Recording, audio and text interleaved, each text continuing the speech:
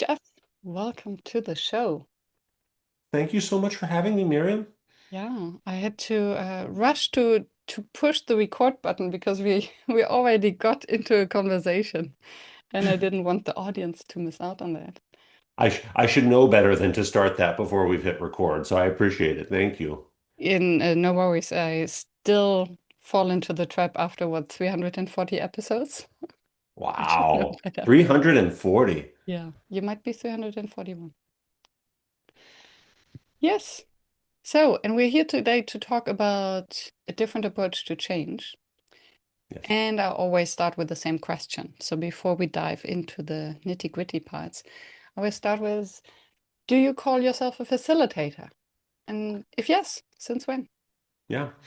I do call myself a facilitator, and I think if I'm thinking about since when, I have to start with the fact that speaking and facilitating was my greatest fear in the world.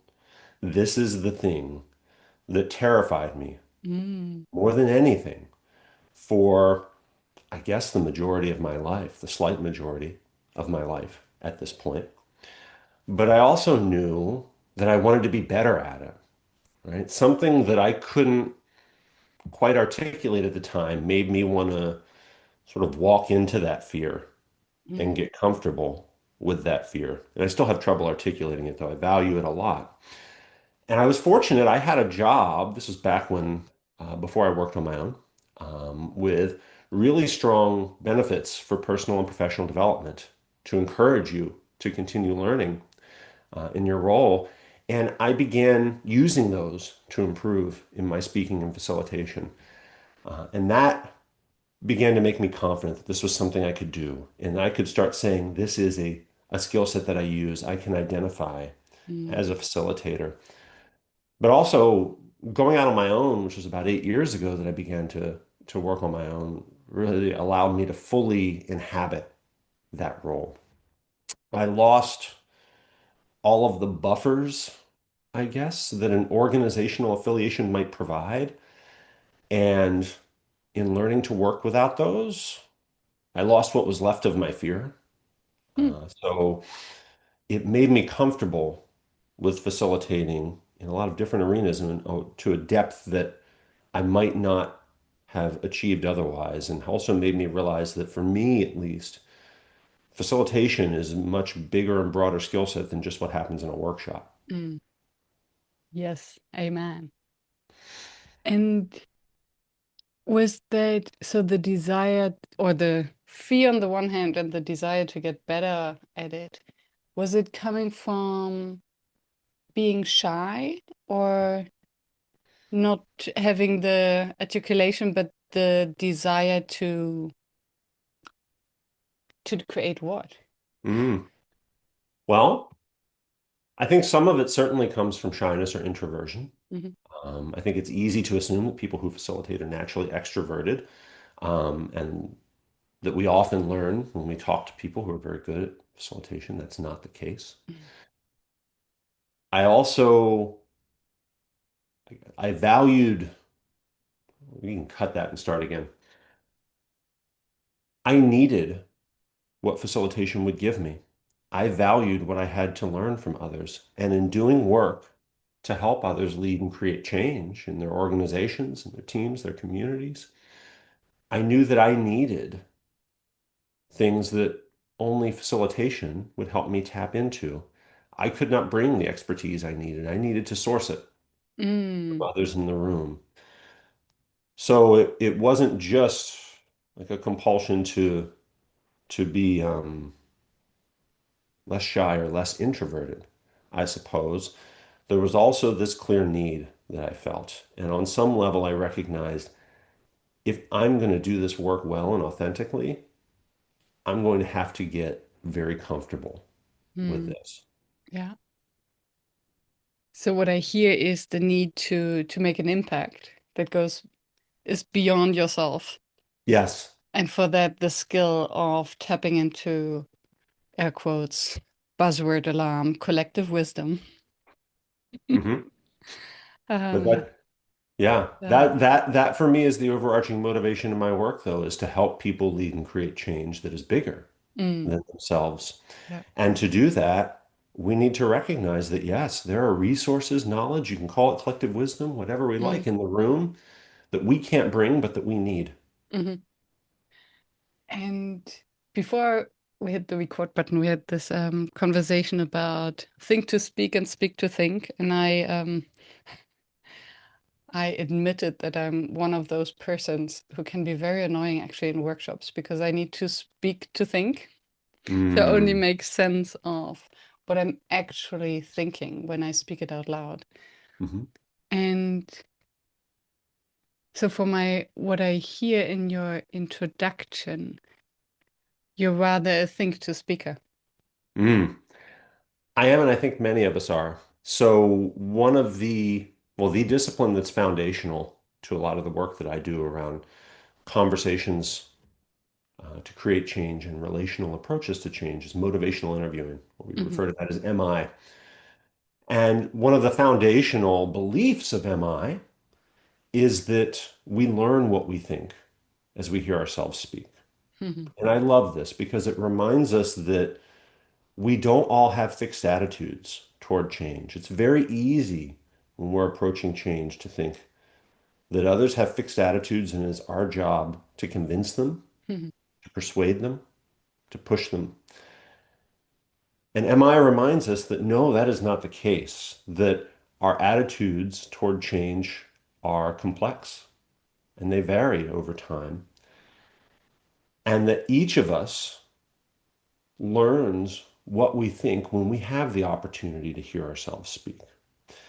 So I think many, if not all of us, benefit from that time to process verbally.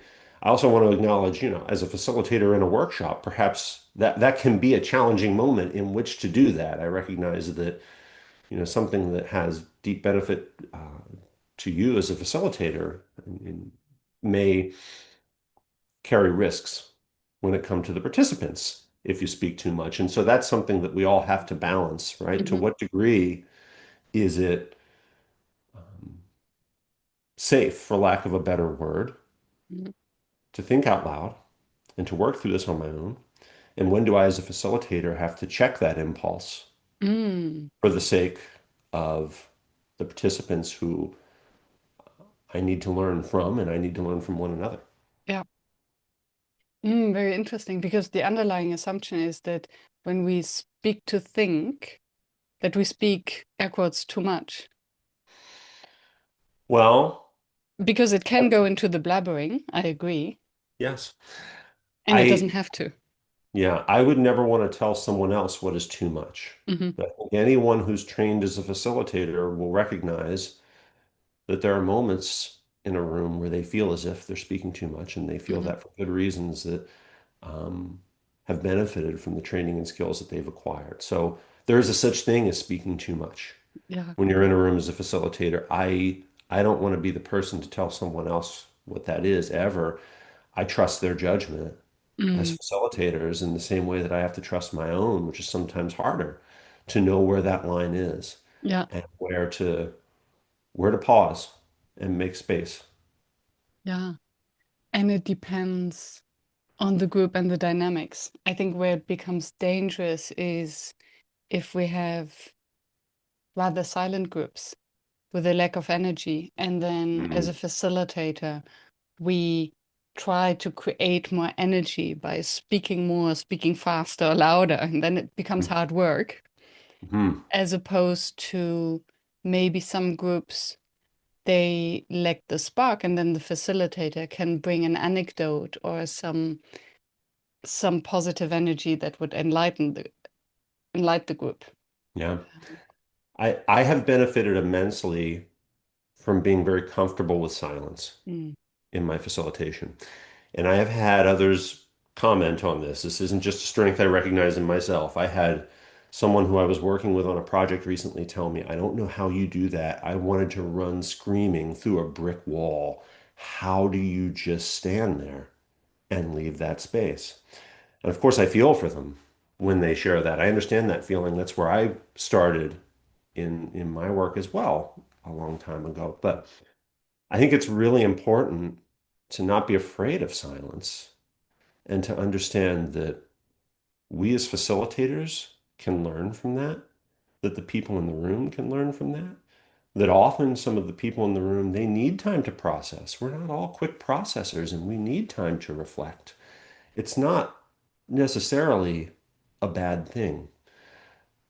I have gotten a lot out of leaving room for silence to a sometimes uncomfortable extent that discomfort can be productive. Mm, yes. And I think it signals trust to the group. So what Hmm. I love is the silence before the very first person in a workshop speaks. Hmm. And sometimes this can be uncomfortably long. Hmm. But the moment one person breaks the silence, who is not the facilitator, the group knows that, oh, it's their space and we trust that they will speak. And I love Yeah. And I have had many of these moments where at the end of a long silence, I may go to speak and I see someone gesture, or I see someone's mouth start to that. move, and I realize that I spoke in the second before they did. This happens to me far more often than any statistician would predict, right? Like Hmm. this happens to me often enough to know that there is a virtue to recognizing that impulse in myself to jump in and to pressing the pause button for a little bit because often whatever I'm feeling in the room about contributing, someone else is as well, and their contribution will be more valuable than mine. Yeah. Yeah. I would like to get back to something that you said before we went on the silent tangent Hmm. about the motivational interviewing and the different perspective of change that we, if I recall correctly, that we assume that everyone has a set assumption or mindset around change, and this might not be true. And I would like, before we go into the details, hear from you when you say change. Hmm. What do you refer to so that we know what we are talking about? Yeah. So my training and background is predominantly in change management and continuous improvement or process improvement. It is in how we create change in groups and organizations in a structured and intentional and measurable way. Hmm. These are disciplines that I've learned an immense amount from and that I value greatly. I have also learned that the way that this work is conducted often focuses on part of the work and neglects another that is very important. We focus on what I often talk about as the technical parts of change, how we plan for it, Hmm. how we assign roles, how we measure its results, how we understand whether or not we're on track, the mechanisms by which we work with one another. But we don't think as much about the relational side of it or the conversational side of it. How do we talk to one another about change? How do we engage with one another? When I first went out on my own and started working directly with clients, these were the questions that I started to get where I recognized I need to have better answers for you than I have. Hmm. My training has not equipped me to be as helpful to you as I want to be. And that led me to learn more about a range of disciplines that I felt like might be helpful to help people have better conversations with one another about change. Motivational interviewing is the one that I have learned the most from and benefited the most from, and that is now foundational to the work I do around conversations to create change. And thank you. So we're talking about organizational change. Um, That is often the arena in which I work, but I will say it tends to bleed over very quickly mhm, into how people create change in other parts of their lives, particularly in their communities. mhm. Right? So I work with organizations and how they engage one another, but also how they engage their clients. In some cases, that can be how they engage groups in their communities. And I will often have the experience of having learners make a connection to things in their personal lives. And while I don't consciously set out to train people on how to help others change in their personal lives, I don't discourage people from using the skills to help them in those conversations if they're using them responsibly. I think many, if not all, of the people who I know who do this work expertly, including people who've done it for longer than I have, they all find some way to make connections to their own personal lives and benefit from it. And so, yes, a lot of my work is focused on organizations and teams, but that seeps out into clients and communities, and then often Mm, into the more personal realm for learners. mm. Um, I see a huge tangent alarm. Mm, Um, because my where my brain goes is the back to what you said about the fixed mindset and mhm, assumptions that especially when we make changes in our personal lives, mhm, um, how how it's made difficult because of assumptions of others or the context. For instance, I stopped drinking alcohol in the beginning of the year. mhm. And suddenly a lot of dynamics with friends and family changes. Oh my. Yes. Um, because I'm not the same person at a party anymore. Maybe that's an assumption, right? Yeah. So how to create the conditions for the change and maybe the conversations around that change. Yeah. Um, and also how does it affect, and maybe there is then the parallel back to organizations. To what extent does the environment very often support air quotes negative behavior just because it's Mhm. comfortable and they don't want to engage in the change because it reminds them of their own patterns and Yeah. behavior. Yeah. I think I appreciate that you connected that back because it's a nice reminder that the systems and the structures within which we work with one another, they're essential to making change successful in groups and to helping it be sustainable over time. If we only focus on those systems, I think we miss a lot of what we need to do this work well. But saying that something is only part of a solution is not saying that it's not important, Mm, right? So when I talk about the more traditional ways in which we teach change as being only part of the solution, I mean that they're an essential part of the solution. They are necessary and insufficient. We need other skills, which, in my experience, very few people have, and we teach despairingly, infrequently. so, what do you mean by that? If we break it down. When we talk to people about how to lead change in their teams, their organizations, their communities, we often talk to them about how to plan for it and structure it, but we never talk to them about how to speak to it Mm, and how to have a conversation in an evidence-driven way to help someone else move toward change that you can't make for them.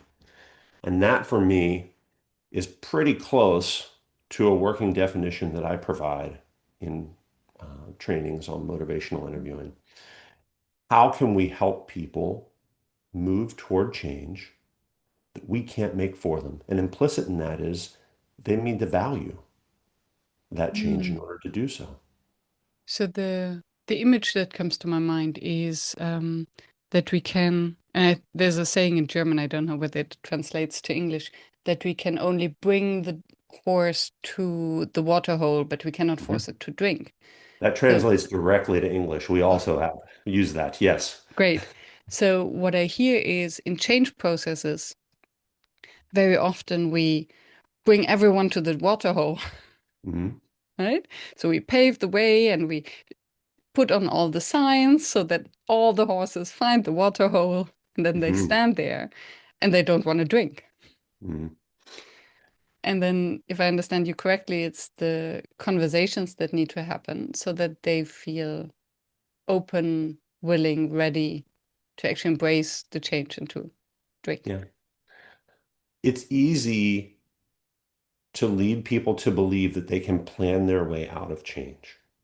And I think many people who practice this work, knowingly or not, leave learners with that conclusion that the right plan or model will unlock successful change. If I just have the right model, the right deck, it's going to happen for my organization. This is false hope. It's an illusion of control. It is an illusion of control. I agree with you 100%, but it's grounded in real anxiety about making change work.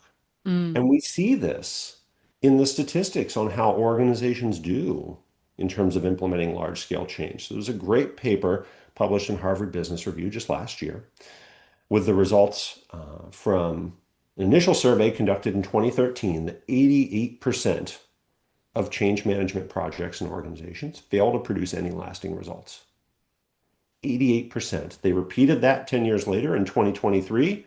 88% still fail to produce lasting results.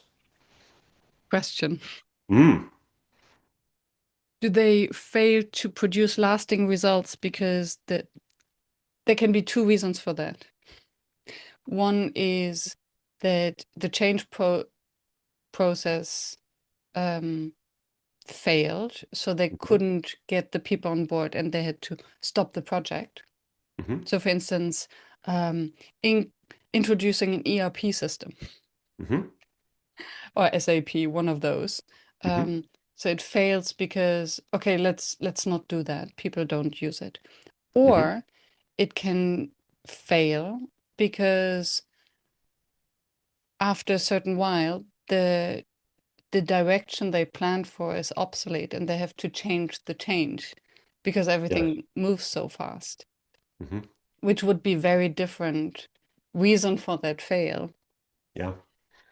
There are a lot of reasons that change can be unsuccessful. Fortunately, we have really good data Hmm. on what people say they need. Mm. So there's a research organization here in the US called ProSci. They also accredit change management practitioners. I'm a ProSci accredited change management practitioner. But they do wonderful research around organizational change. And they have really rich surveys on what the most common obstacles to change are for employees and managers. So when employees talk about their obstacles, the first thing they say is a lack of awareness of the reason for change. Why Mm. are we doing this? Mm. They talk about changes in their roles, fear, lack of support from leadership or trust in Mhm. leadership. They talk about a lack of inclusion. When managers respond to this survey, the first thing they say is organizational culture. Mm. But then they go straight to a lack of awareness and knowledge about the change. They're not sure why it's happening often. They say lack of buy-in, misalignment of goals and incentives, a lack of confidence in the ability to manage the people side of change. Mm. So when we hear those, right? Awareness, fear, support, trust, inclusion, culture, buy-in, managing the people side, these are not exclusively, but largely relational Mhm. obstacles. These are conversational obstacles. And I'm a big believer that if that's what people are telling us, we owe them relational solutions and the skills to meet those needs. And before we go into the details on how you do that, Mm, I would be curious, what do you think is the reason why the awareness for the reason of the change, the big mm, why is that missing? Because mm, one would think that it's the easiest management saying, okay, we need an ERP system mm, because XYZ, and then everyone at least understands. mm. What is the famous, I think it's a George Bernard Shaw quote that the greatest problem that we have in communication is the illusion that it's actually happened. I just butchered that quote. But I hope that's the gist of it. You're right. This is the most fundamental thing that we have to do. And when we look at best practices around how to support others in change, it is the first thing, the first need that we need to meet for them. We know from all of the evidence out there, if people don't understand why we're doing it, it doesn't matter what else we do to support them. That need is primary. Mm. And yet we do often fall short. So in some ways, that's very humbling that we feel like we're communicating this clearly and we're not. In other ways, I also see this as an attainable goal and perhaps even low-hanging fruit for a Hmm. lot of organizations. This is an area where there are skills to help you communicate this more clearly and engage with people to understand what are the obstacles Hmm. to receiving that or processing that or making that meaningful. Because you're right. I think many of the organizations that have that issue are surprised. This this is still a need. I thought we did this already. When in Mm. fact, often that's not the case. And both employees and managers call that out as one of the two most common reasons that they're unable to contribute to change. And this might be the segue into the deeper conversation now about your work. What I, so one reason what I now after your explanation is that another illusion, just because we said it in the meeting, or just because someone was present in the meeting doesn't mean that they listened. Just That's because correct. we sent the email doesn't mean that someone read it. And I think so much of the communication in large organization happens via emails or all hands, where then people either don't read the email or they're on their phones. Everyone gets too much information in the first place. Mm, And what I hear a lot from employees, corporate staff members, is that there's so much need for another meeting, another training, another mm, conversation. yeah. So if you say that the change process needs the conversation Hmm. more than the logistics, Hmm. how do you make time for these conversations, and how can Hmm. you actually convince organizations that this is well invested time?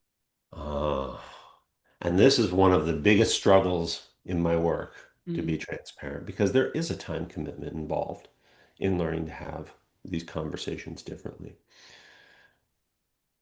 I can call out the time commitment that's already being made to have these conversations unsuccessfully. I need to be able to put my finger on a pain point or a problem that is deeply felt in an organization if I'm going to be successful in engaging them in this work. And often that is conversations that they feel they have had repeatedly and unsuccessfully. Conversations they're dreading, things that they do not want to do when they get out of bed in the morning. I can't have that conversation with that person again. Situations where people who, for good reasons, due to their position, feel as if they should have quite a bit of control, feel very little. And that's a tough thing to admit. That's a need. And if we look at the amount of time that goes into having these conversations unsuccessfully, what that takes away from your own work and productivity as a leader or a manager, that's immense. We can also talk about the impact that unsuccessful change has on organizations. And we know it increases employee turnover, it reduces the productivity of those who Mm. don't leave the organization. We know it makes it less likely that those employees will engage in future change efforts, right? So we have data to substantiate that.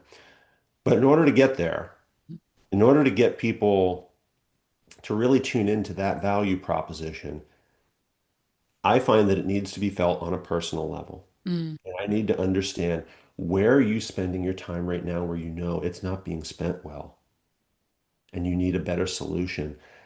I It never fails that there is a conversation, that there is a group, that someone's struggling to engage where they would love to have a better way to do it. And that for me is sort of the point of entry into why it is worth spending some time learning how to do this differently. to Mm. avoid spending quite a bit of time doing this the same way that has not worked for you repeatedly. The image that now comes up for me Mm. is when you pull a little string from someone's pullover, and then Yes. suddenly you have a naked person in front of you, right? So, That's a compelling image. right? Yeah.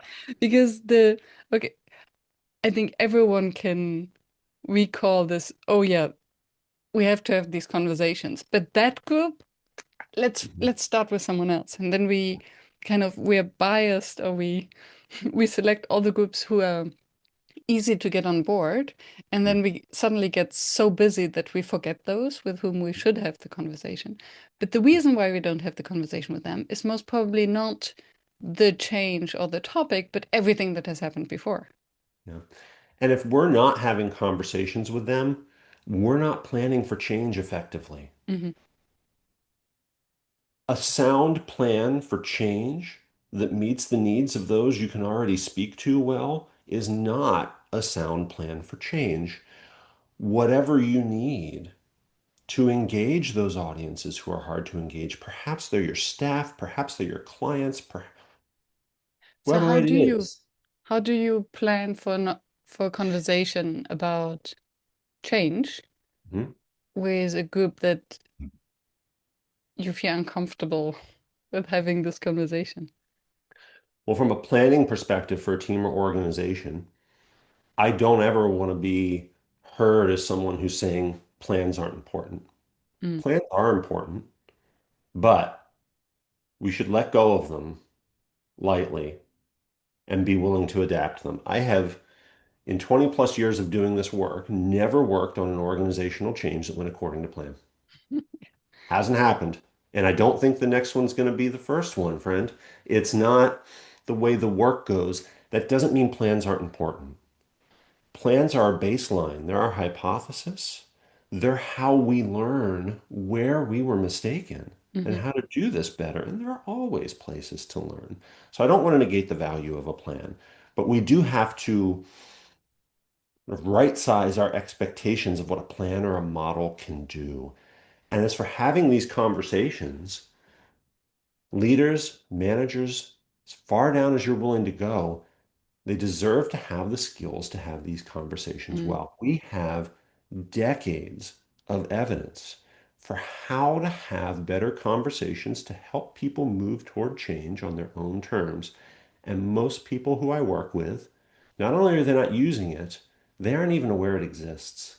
So what are the skills? What does it include to have these conversations? Sure. So motivational interviewing is foundational to my approach here. And, just as a little bit of background on that approach, MI was developed 40 some years ago at this point in mental health and recovery settings to help professionals engage with their clients, to help them make changes in their lives that obviously those professionals could not make for them, to make changes in line with their own intrinsic motivation. This was in the healthcare system, if I understand correctly. Healthcare and Mental health. recovery. Hmm. Yes, mental Okay. health and recovery. Which now we think of as, of course, that's part of the healthcare system. 40 some years ago, perhaps not everyone Mm. felt that way. Hmm.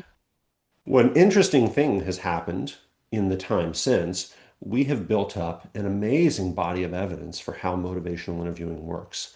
And we've learned that it's effective far beyond those settings. Some people Mm. still hear it and Hmm. they think, oh, this is something you use with patients, or this is something you use in mental health settings.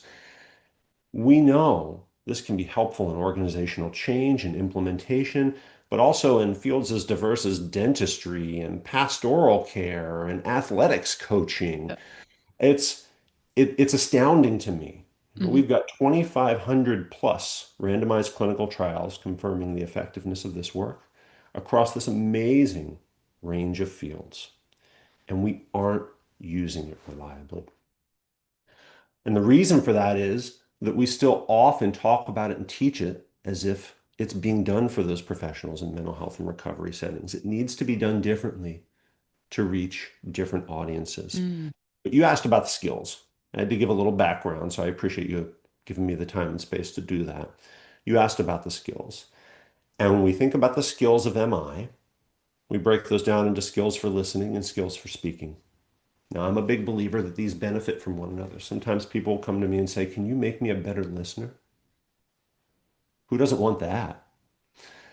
And the answer is, I hope so. I've been trained in how to do that, but the way in which you speak is going to help you listen differently, and the way in which you listen is going to help you speak differently. So I really don't encourage people to just say, "I'm going to do this first and get expert at it and then go do that." When we think about skills for listening, motivational interviewing tells us that we are all ambivalent about change. We have reasons we're willing to consider change, and we have reasons that we're inclined to not consider it. And those reasons coexist over time. They're in flux, in balance. That balance may change. This is completely opposed to the notion that we all have fixed attitudes or that we need to convince others to see things our way. Mm. So when we create change, it's not because we've gotten to some moment of conversion where someone has said, "Everything I thought before was wrong. I believe what you have to say now." Sometimes I think people want these moments in their heads. I've never seen one in the wild, and I hope I never do. Change happens when we either turn up the volume on someone's existing reasons to consider change, or we turn down the volume on their reasons not to. And there are many ways to do that. If they're not willing to engage around some of those, we can move to others. So it opens up opportunities for leaders and managers instead of feeling like I have to convince everyone or I can't get this done. There are many paths forward to helping strengthen their reasons to change or weaken their reasons not to. We refer to this in MI as change and sustain talk.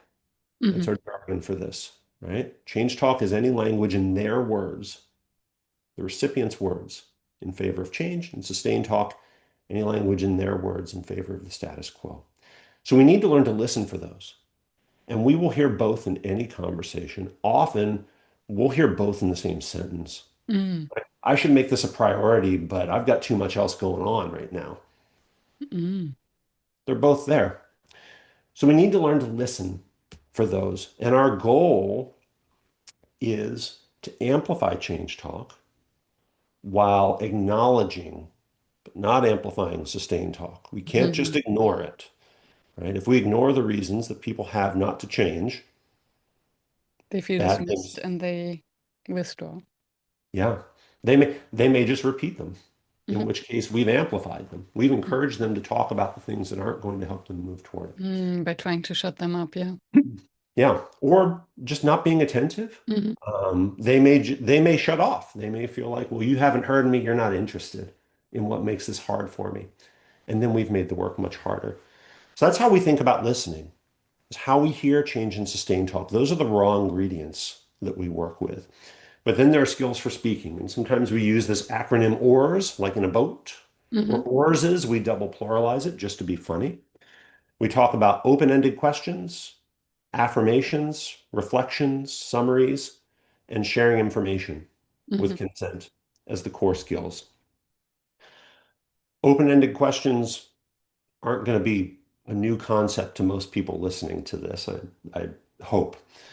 But I will say that often, as with many things, we think about open-ended questions as a binary. They're either open or closed, when in Hmm. reality, this is a spectrum. A question can be more open or more closed. Not every question we ask needs to be 100% open, but more open questions help. Mm. We tend to over-affirm in these conversations and use a lot of affirmation that drowns out the message or the engagement that we are trying to attain. So we want to limit those affirmations, but make them specific, right? Mm. Good job doesn't do nearly as much as you put a lot of effort into engaging the client in that meeting. Reflections and summaries are how we offer back what we've heard from others. And this is the first skill often that I teach learners for how to engage in better conversations around change. In MI, we help people work toward a place where they are offering 3 reflections for every question that they ask. Relying too much on questions makes it harder to help people move toward change. Now, I was trained as an evaluator and an educator. I was trained to be convinced Mm, that if I asked the right question, I would get what I needed. This was hard for me. The first time someone put me in a room with a trained patient actor and said, "You've got 8 minutes and three questions," I thought, I'm exposed. I'm done.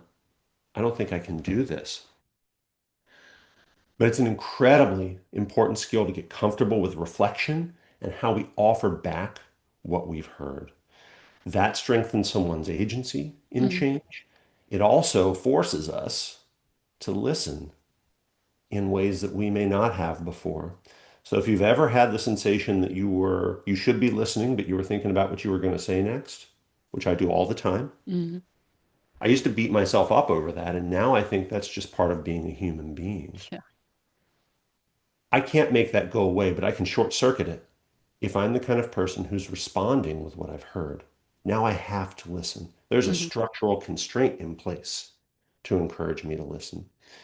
And the last skill that we talk about is sharing information with consent. And we do that with a framework called ask, offer, ask, where we'll ask a question to understand if someone's willing to receive information or listening, mhm, and then provide it, and then return power to them with another question. How do you feel about that? mm. How does that fit in with what you know? So when we talked earlier about why information isn't received or whether or not someone's listening, the easiest way to understand is to ask them and to confirm that with them. Mm. I know that's a lot in sort of one answer, but those are the core skills for speaking that we focus on. And those, together with the skills for listening, for change and sustain talk, those are our building blocks Yeah. for any successful conversation about change. They need to be arranged differently for different kinds of conversations. It is not one size fits all, particularly when you're a leader or a manager, but those building blocks are always helpful and always appropriate and are things that I find any learner who's receptive to this can integrate with skills they're already using. Um, I love that. Thank you. And I think these skills are so important in any conversation. I think a leader or a person has with one another. Mm. Um, so it's a good reminder. And I'm wondering, A, who will have these conversations? Because I assume that there will be group conversations as well, if it's a larger organization. It can be. Um, and then what do you do with the the content? Because it's one thing, what I have experienced, it's one thing to help everyone to feel heard so that Mhm. they get on board of the change. And it can quickly then create expectations of you heard me, so now you have to help me get what I want. Mm. Or Mhm. you heard me and now what are you just manipulating me? Mhm. So how do you manage expectations and get possible toxicity out of it? Yeah. It is a basic need in any organizational setting to feel that when you've been asked to give feedback, that it's being taken seriously and that it's valued. That, of course, is different from being acted on. And one of the responsibilities of a leader or manager is to make hard decisions about what feedback we can act on and what we can't. And to do that with information that may or may not be shared Mm, among all the staff.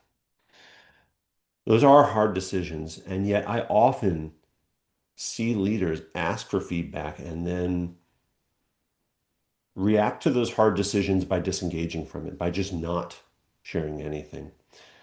And it is essential to give people insight into how their feedback has been used. It doesn't mean every phrase of it. mhm, Where you've taken feedback and it's changed what you're doing, how has it done so? And to do that repeatedly, because, to your point from earlier, not everybody's going to be listening in every conversation. So any opportunity to reinforce the connection between feedback that you've asked for and something that you've done is important. And I think an opportunity that we waste at our own peril as leaders and managers. There will always be some people who will be upset that their feedback wasn't the feedback that was taken seriously. In the same way that when we talk about change, when you have decisions or autonomy or agency to offer people, there will always be people who want different autonomy or decisions or agency than what you have to offer. That's challenging. And I want to acknowledge that really clearly.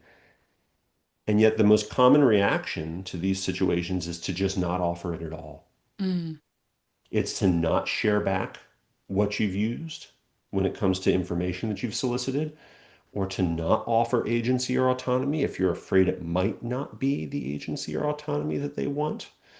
And when we do this, we're making every conversation that we have the hardest version of itself. I don't want to negate the fact that the hard versions of these conversations exist and that as leaders and managers, you're going to have to manage those and I'm going to help you manage those. That's challenging.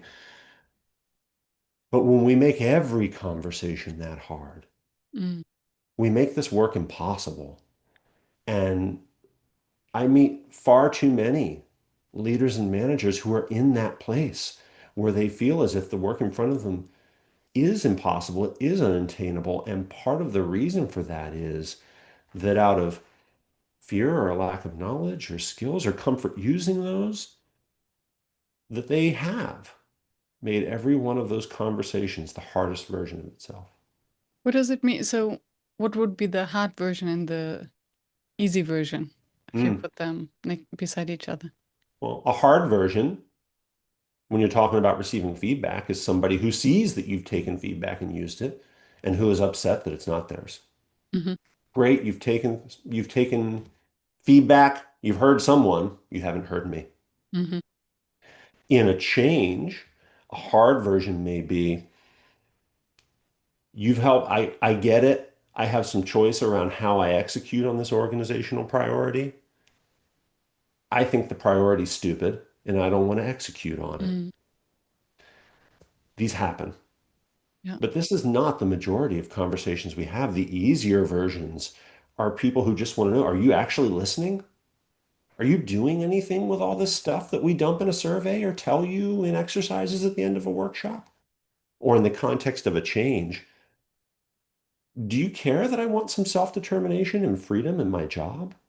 Right? We can Hmm. go all the way back to self-determination theory decades ago. This is a core need for anyone to make change. We all need to know that we have some level of autonomy or self-determination in order to be part of change and to make changes in our lives. So, what I hear is expectation management is a big one. Mhm. So, when going in these conversations, also to say, okay, so here to listen, to learn, and not everything that I will hear will be implemented. That's right. And I will get back to you at some point. Well, I mean, the clearer you can make that expectation, the better, Hmm. right? We're going to reconvene in a month Yeah. and share what we've gotten back and how that's going to influence our next steps.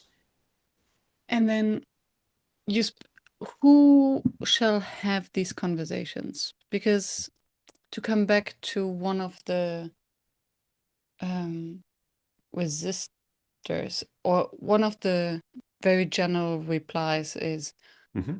you want us to make this priority, Hmm. and I already don't have enough time to do all my work. Hmm.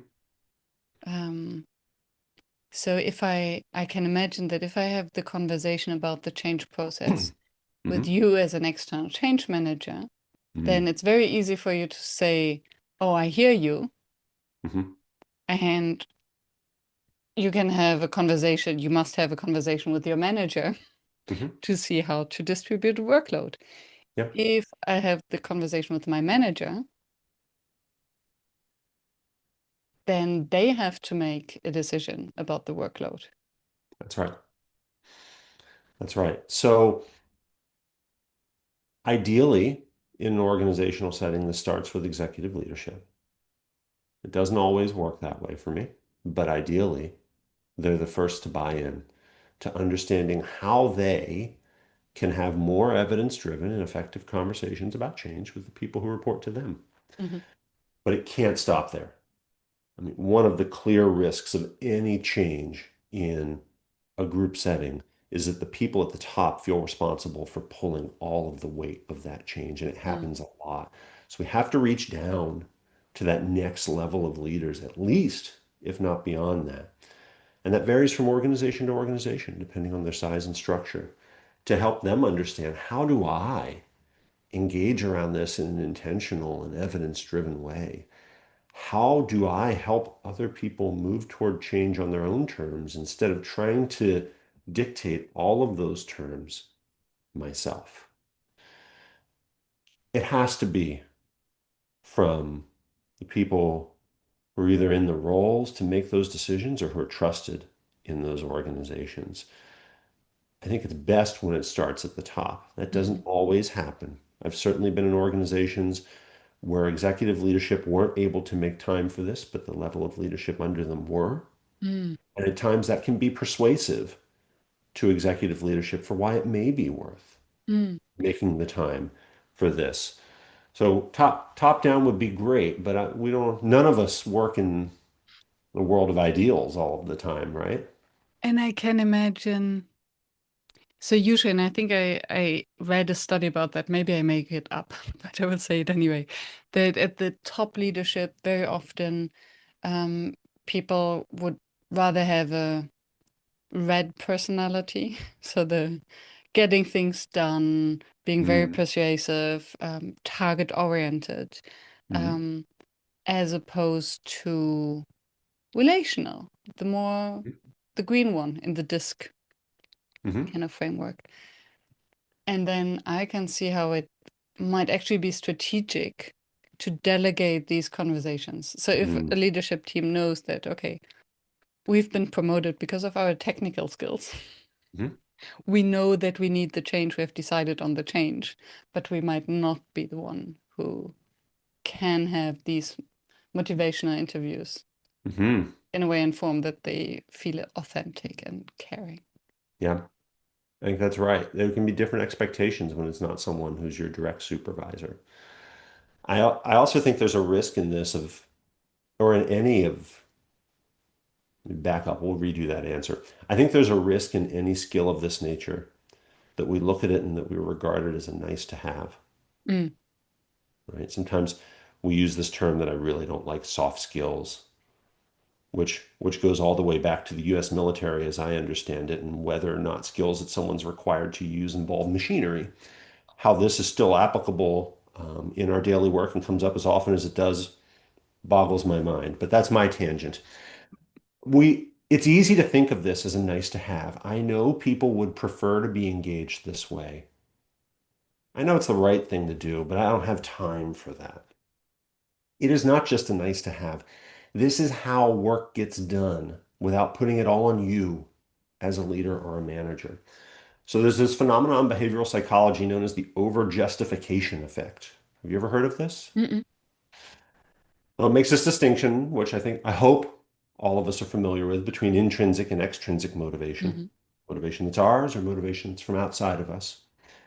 And what we know is that extrinsic motivation diminishes intrinsic motivation. Mm-hmm. So when someone has intrinsic motivation to make a change and we try to replace it with Mm-hmm. extrinsic motivation, first and foremost, we've just replaced a renewable resource with a finite one that we have to supply. We could have gotten it for free from them. Now we have to supply it on repeat. Mm-hmm. We've replaced a resource that we know is more likely to build habits. Intrinsic motivation is more likely to help us build habits in our work, Mm. with one that is less likely to build habits. We know that the value of extrinsic motivation diminishes over time in many cases. So not only do we have to supply it, we're going to have to supply even more of it over Yeah. time to keep this person motivated. What we've done is we've taken a finite resource that we'll need to generate even more of over time, and it's less Mhm. likely to build habits, and It, replaced yeah. a renewable resource that can help people get there on their own. That's not a nice to have. That's the way in which we get change done in organizations where we can't do all of the work ourselves. Mm. Comes to my Two things come to my mind. One, the relevance of so-called change agents, so the people who are Mhm. intrinsically motivated to do stuff, Mhm. and an example of um, so the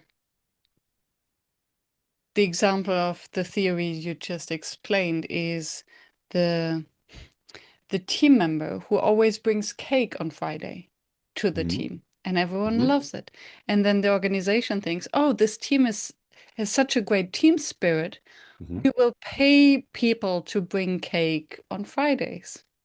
And then maybe more people will then bake cake on Fridays, but this person who has done it for all these years, she will stop Mhm.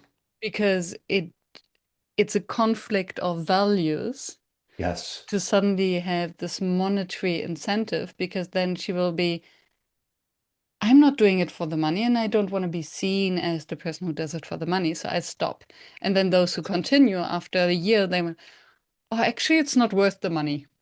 Yeah. So they stop. And then that's what you said. Then you need more and more extrinsic motivation, more and more money to keep them baking cake. Yeah. Stupid example, but yeah.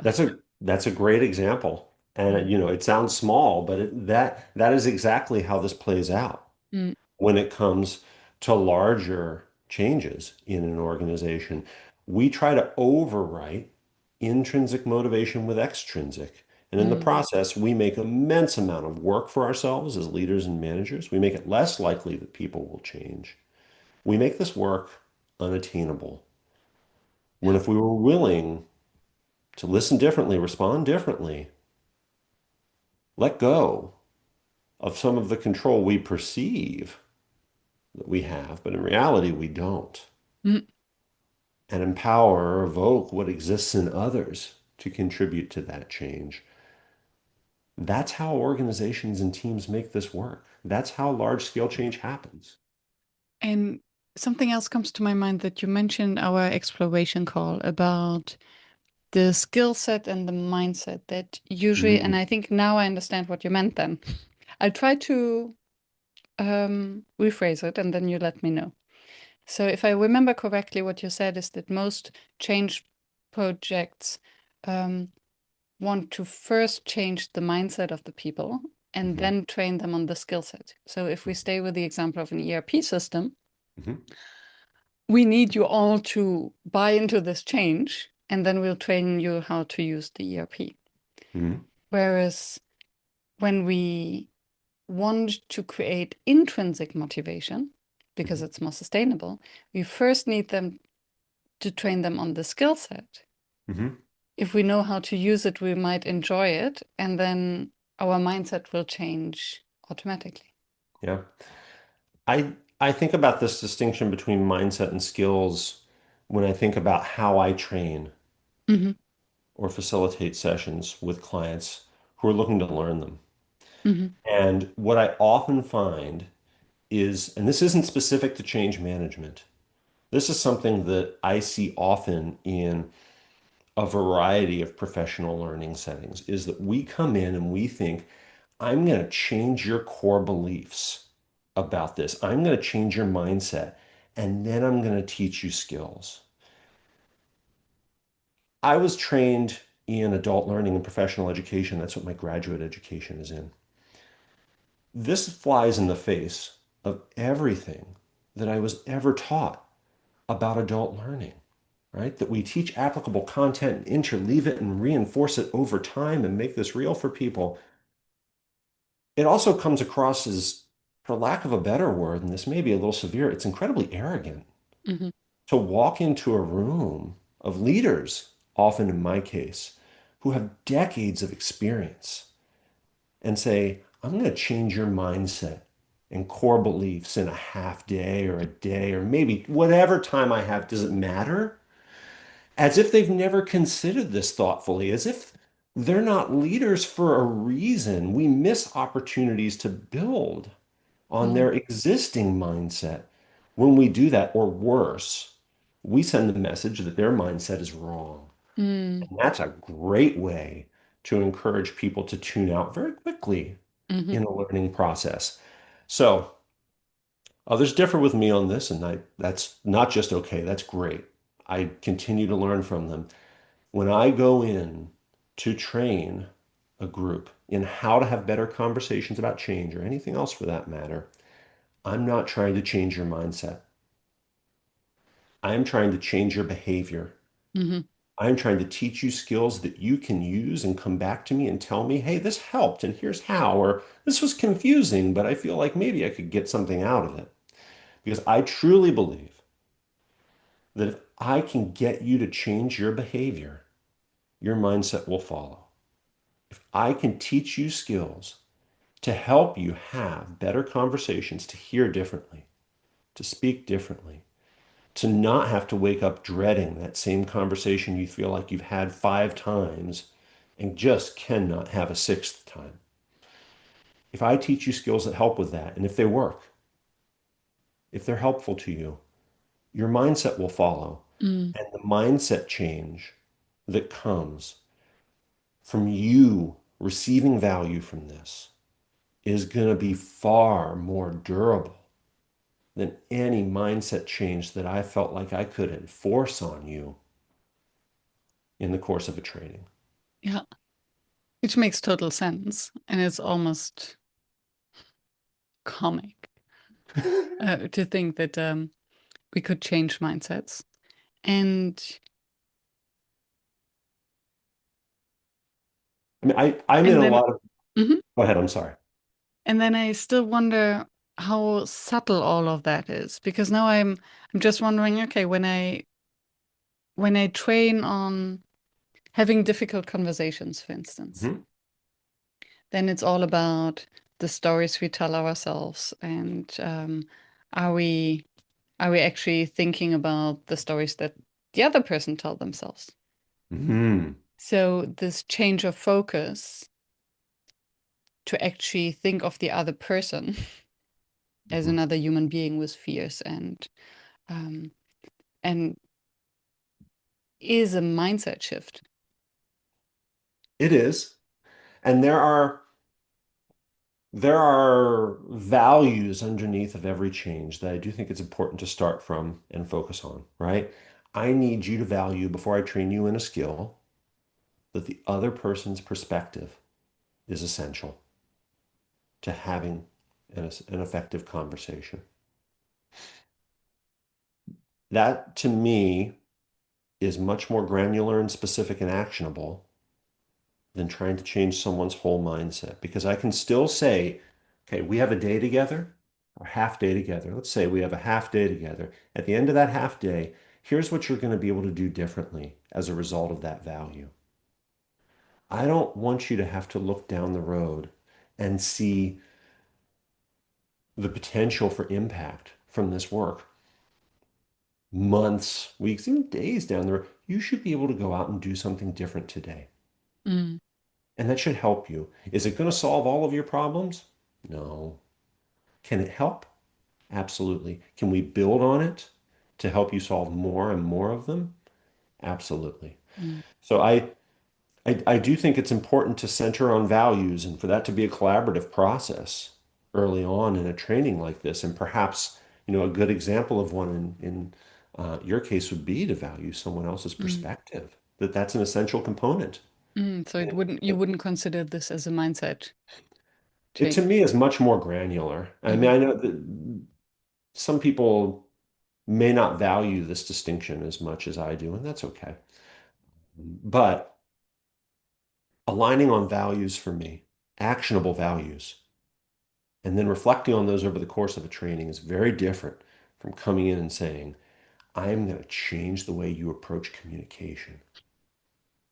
If Mm, that's a message that learners receive, I find I'm going to miss. yeah.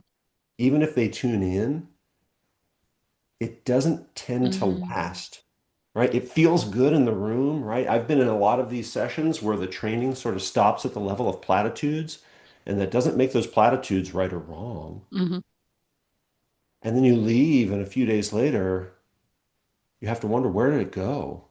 What did mm, it change? What do I do with it? hmm It felt so good at the time. It felt so right at the time. It was very easy to nod and agree with this, but what do I do with it? I'm a big believer. My responsibility as a facilitator and a trainer is to help you answer that question. If mm. I send you out of the room feeling good without any idea for what you can go do with it, I didn't do my job. I Yeah, can do better. yeah. And then I think it's very often leaving a workshop and feeling a little bit uncomfortable is Mm, actually more sustainable and more helpful because we're like, I had these moments where I learned something new and then I walk out and I look at everything that I've done so far. I'm like, oops. yeah. I mean, and there's a balance of discomfort there, right? There's Hmm productive discomfort and then there's unproductive discomfort. And that's also a very individual judgment based on your hmm knowledge of the group. So I don't have anything to teach anyone around that other than the importance of that distinction, which you likely already know. But I've had learners where I have taught them some of these skills, and at the end of it, they're like, I mean, I've had people break out in tears on trainings and say, every conversation I've been having, I've been making this worse. I am part of the problem. hmm And that's a miss for me. Yeah. Like that's that's someone who is likely demotivated. I mean, we can build on that and help get them back to a healthier place, but that's too severe. I hmm don't want to take people to a place where they have to think of themselves that mm way. And it does happen.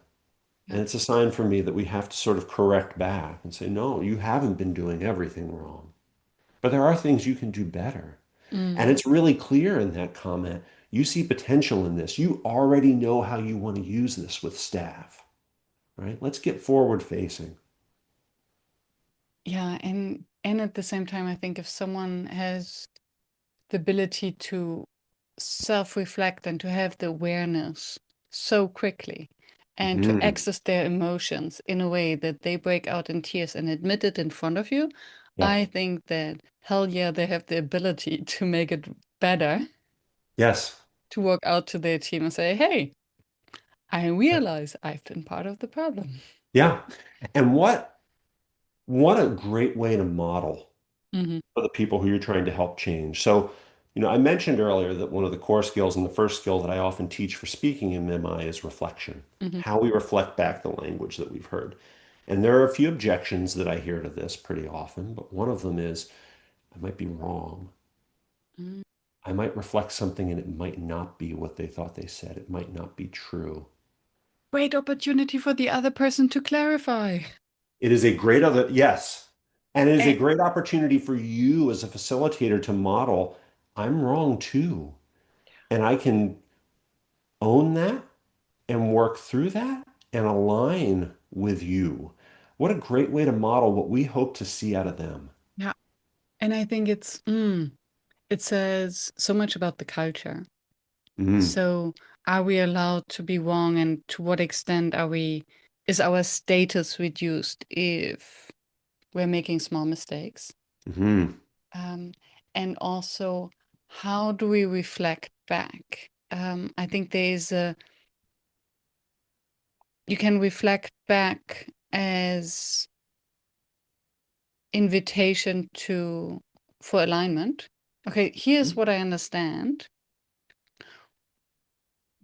with humility, and you can reflect back as okay, let's summarize what has been said mhm.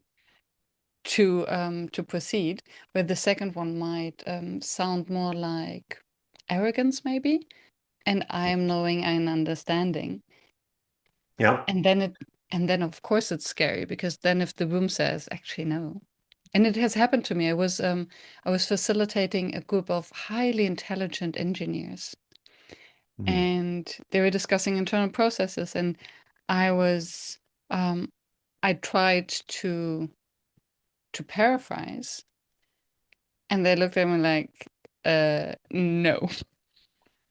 Let us explain how this really works. Hmm. Thank you.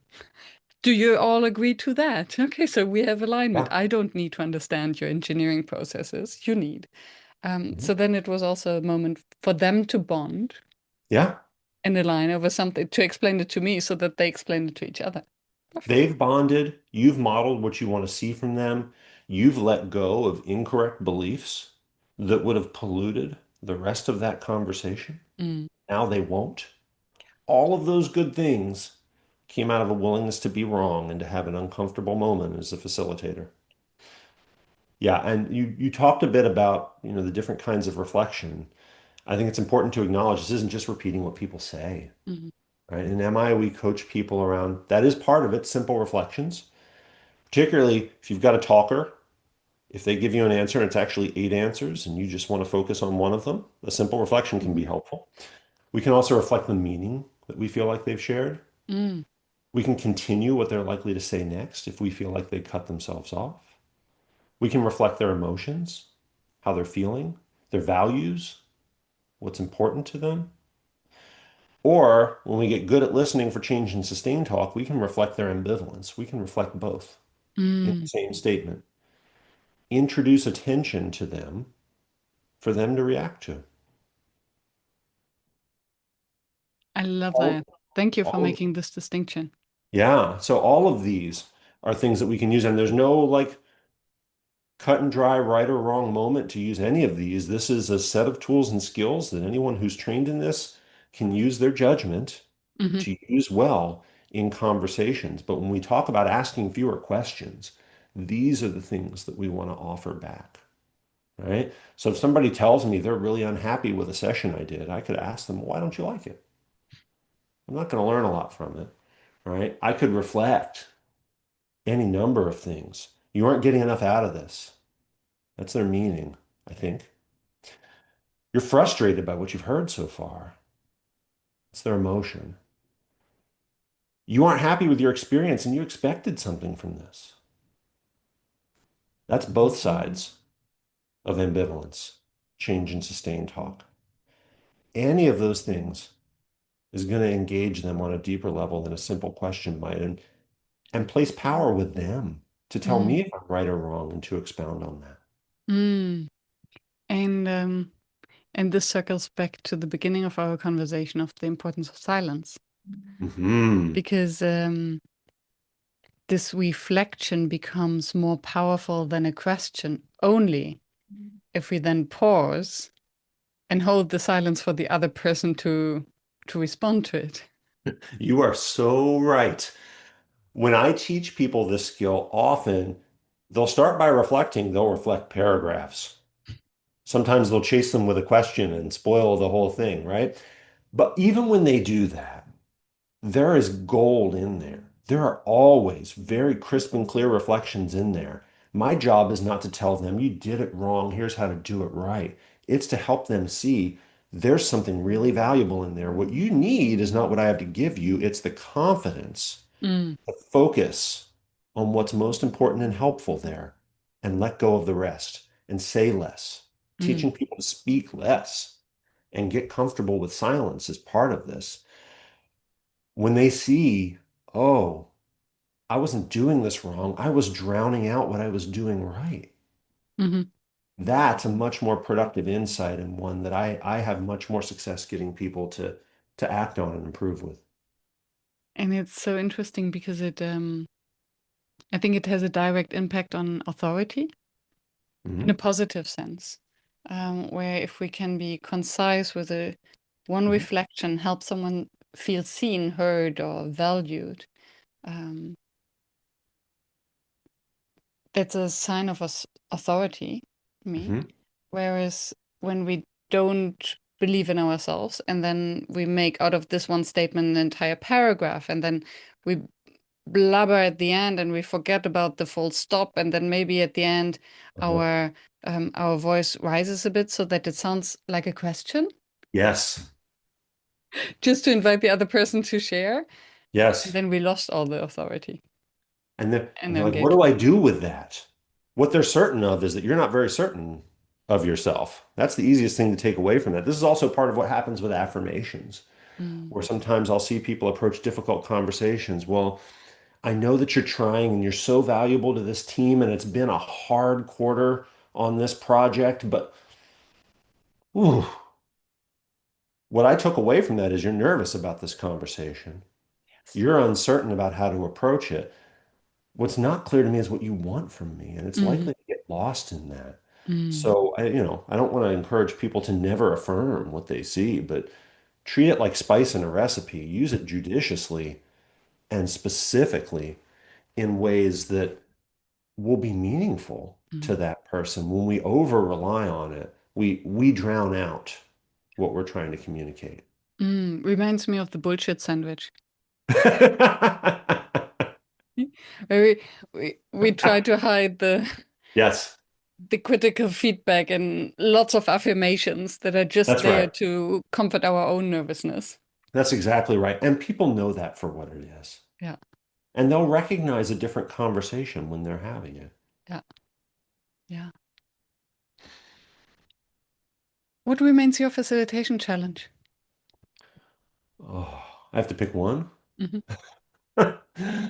Right now, the one that is top of mind for me. Well, first of all, one of the things I love about facilitation is always challenging. And I think it will always be challenging. I don't ever think I'll be so expert at this Mm, that there's not a challenge that I'm not in some way like self-conscious or bothered by. And that's reassuring to me. I get to learn for as long as I keep doing this. That's a hmm. privilege. But the one that's on my mind right now, even though it may feel a little small, I do a lot of virtual facilitation, reproducing the kind of learning that comes from small groups in a room virtually. I have not found a great substitute for that moment in a room where you break people out into small groups and you take a step back and you look across the room and you read their body language and their engagement with one another, and you instantly have a sense for how is this landing? Mm, Is this something that people are taking and running with in their own ways or not so much? That's a hard thing to do virtually. So, there are ways to do it that I found better than others, but when I have to do this virtually, and it's important to get people into small groups, particularly to practice or role play in these kinds of conversations, and practice is essential to learning this. I wish I'd found a better analog for that moment mm, in the room where you can take the step back and observe everyone working in their groups. mm. Interesting. This could become an entire si- conversation. Mm, To what extent it's actually important? Do we need to know? that's a reasonable question. That could be something that I feel like I need that I don't. Mm. Because That could very so well be the that's case. I also work mostly online, Hmm. and so the good thing on Zoom is you can see whether people speak. So you can see whether their microphone is moving Hmm. or not. So I do observe that whether they're speaking and whether there's only one person speaking. But then the moment they come back and you can sense, do they want to speak immediately? Did they have a valuable conversation? Hmm. Um, and then because very often also we don't know, and I think to the nervousness then to overinterpret, misinterpret, to think maybe a group is rather silent, and then to step in to start explaining again, although they just needed the moment. Hmm.